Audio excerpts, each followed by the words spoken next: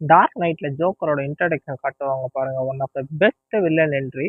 அதுல இருந்து ஜோக்கரோட mind games எப்படி திருடுறான்னு பார்த்தீங்கனாலே தெரியும். அவன் யாரையும் டிபெண்ட் பண்ணியிருக்க மாட்டான். அவனுக்கு யாரும் இருக்க மாட்டாங்க. அடுத்து அவங்க எமோஷன்ஸ் பயத்துல தான் அவன் ஃபுல்லா புகுந்து விளையாடுவான்.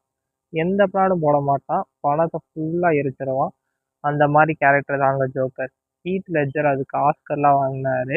பட் அதை வாங்குறதுக்கு முன்னாடியே இறந்துட்டாரு.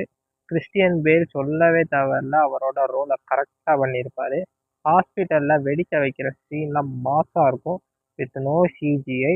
ஏன்னா கிறிஸ்டோபர் நோலன் அதை ஃபுல்லாக ஒரிஜினலாக தான் பண்ணியிருந்தாரு. படத்தை பார்த்தாலே தெரியும் ஏன் அதுக்கு 9.1 IMDb கொடுத்துருக்காங்கன்னு. இது பார்க்குறீங்கன்னா ஃபர்ஸ்ட் பேட்மேன் பிகின்ஸ் பாருங்க. இதுக்கப்புறம் டார்க் நைட்டுங்க. அதுக்கப்புறம் லாஸ்ட்டாக டார்க் நைட் ரைசஸ். இது ஒரு ட்ரையாலஜி மூவி. அதனால ஃபுல்லாக பார்த்துட்டு படம் எப்படின்னு கமெண்ட் பண்ணுங்க.